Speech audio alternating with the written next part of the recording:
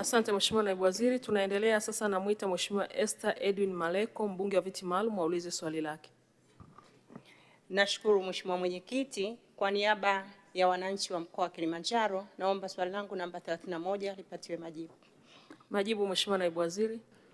Mheshimiwa Mwenyekiti, serikali imekamilisha uandaaji wa pembuzi yakinifu ya ujenzi wa hoteli ya nyota 4 katika kiwanja cha ndege cha kimataifa cha Kilimanjaro.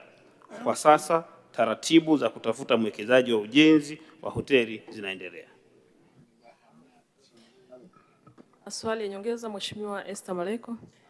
Mheshimiwa Mwenyekiti, nashukuru serikali kwa majibu, lakini na maswali mawili ya nyongeza. Swali la kwanza, kutokana na umuhimu wa mradi huu, nini sasa mkakati wa serikali kuhakikisha wanapata mwekezaji haraka iwezekanavyo na huu mradi uweze kutekelezwa?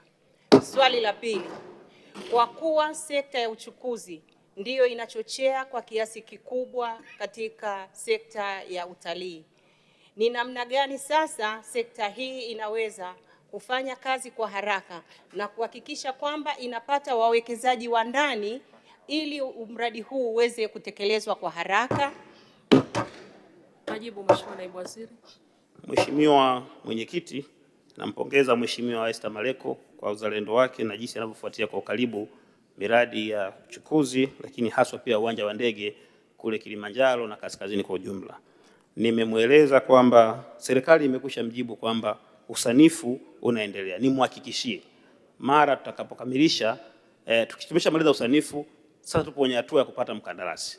Atupe muda, najua anatamani kuona kazi hiyo inaanza hata kesho. Tukishapata mwekezaji ambaye yuko tayari, tukishaelewana naye, tutakuwa tayari kwa ajili ya kuanza kazi hii. Na nitoe rai kwamba wawekezaji wa ndani na nje wachangamkie fursa hizi za kujenga mahoteli kwenye viwanja vya ndege ili kuhakikisha kwamba sekta yetu inaboreka zaidi. Swali la pili, Mheshimiwa Mwenyekiti, Mheshimiwa mbunge ametaka kufahamu jinsi ambavyo tumejipanga kama sekta katika kuhakikisha kwamba tunashirikisha wawekezaji wa ndani katika uboreshaji wa miundombinu ya uchukuzi kwenye taifa letu. Mheshimiwa Mwenyekiti, sote tunakumbuka mwaka jana tarehe 17 mwezi wa 7, Daktari Samia Suluhu Hassan amezindua rasmi dira ya 2050. Katika dira hiyo ambayo kimsingi itaanza kutekelezwa tarehe 1 mwezi wa 7 mwaka 2026, inasema tunataka tujenge taifa kubwa la Tanzania ambalo litakuwa mfano katika ukanda wa Afrika. Tunataka tujenge taifa kubwa ambalo uchumi wake, kama ambavyo mnakumbuka Profesa Kitila mara kwa mara amekuwa akirudia, ambayo itakuwa na uchumi wa dola trilioni 1. Sasa hivi tunazungumzia uchumi wa karibu dola bilioni kama 87.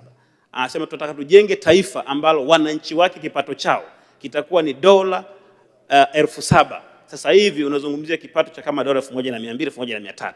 Lakini pia ili tufikie azma hiyo, lazima sekta binafsi ipewe fursa ya kushika uchumi kwa sekta 70%. Na kwa sababu hiyo kama mnataka mjenge taifa kubwa la namna hiyo ambao 70% imetoka kwenye sekta binafsi, haukwepi kushirikisha wawekezaji binafsi. Lakini pia kama mnakumbuka, wakati Mheshimiwa Rais anazindua dira yetu, alisema anataka mapitio ya sheria zetu za uwekezaji ambazo zinakwenda kulinda na kuhamasisha wawekezaji mbalimbali duniani, lakini mkazo ikiwa ni wawekezaji wa ndani. Nimhakikishie Mheshimiwa Esther Maleko kwamba serikali inajipanga, na nitumie nafasi hii kuwasihi wawekezaji wote wa ndani wachangamkie fursa katika miradi ya uwekezaji kwenye reli, kwenye viwanja vya ndege, kwenye SGR, kuweka matreni, kwenye bandari, ili uchumi wa taifa letu ushikwe na wazawa. Lakini pia nitoe rai kwa wawekezaji wa nje kwamba yako manufaa makubwa wanayoyapata endapo wakija wakashirikiana na wawekezaji wa ndani ya nchi yetu. Kuna baadhi ya vitu ambavyo kimsingi wanapewa kupitia wenzetu wa PPP. Naomba kuwasilisha Mheshimiwa Mwenyekiti. Asante Mheshimiwa Naibu Waziri.